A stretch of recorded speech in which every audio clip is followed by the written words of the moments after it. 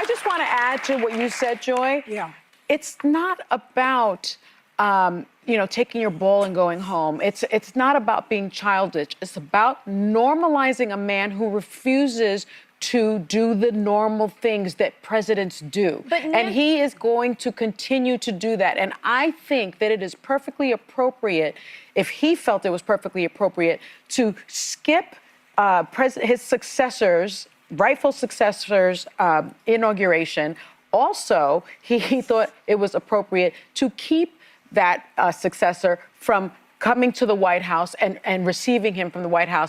Why does he get to be congratulated? Right, Why do the norms apply to him? But the point remains that 75 million Americans voted for Trump. That is the normalization. Nancy Pelosi's attendance or lack of attendance is not what is going to normalize him. And I think the sooner that we wake up to the fact that the governing reality, the world we exist in next week, is Donald Trump as president, and Democrats still have powers. There's still things they can do in Congress. There are still things they can be engaged on.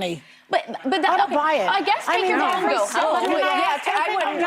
I ask something? Has Nancy Pelosi said, I'm not going because I think he's a convicted felon and I don't want to be part of normalizing this oath? Or has she just said, I'm not going?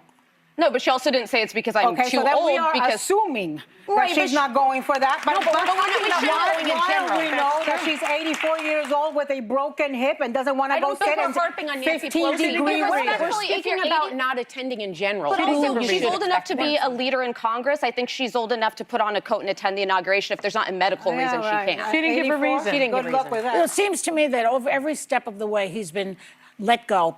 Merrick Garland postponed the thing. Every time you turn around, they didn't impeach him, and now we're going to inaugurate him. This is where we've come because people had turned their eyes away because from they've normalized him. What he is really he representing. lost an election. He won an election. It is not a normal election. Stop treating like it is. It's not. Normal election. It was a safe, fair, and legal election. The fact but 75 million people. I think there's like 300 million people in this country. But people chose not to vote. This is a fascinating stat. Hear this. 18 million people who voted for Joe Biden in 2020 sat out this election. There were reasons, they didn't vote for Trump. There were reasons people said, I don't want either of these options. So it's not just that Donald Trump won, also Democrats lost. Kamala Harris lost. Joe Biden lost. Like, that's the reality. More people voted for Joe Biden in 2020 and Donald Trump refused to go. So 82 million.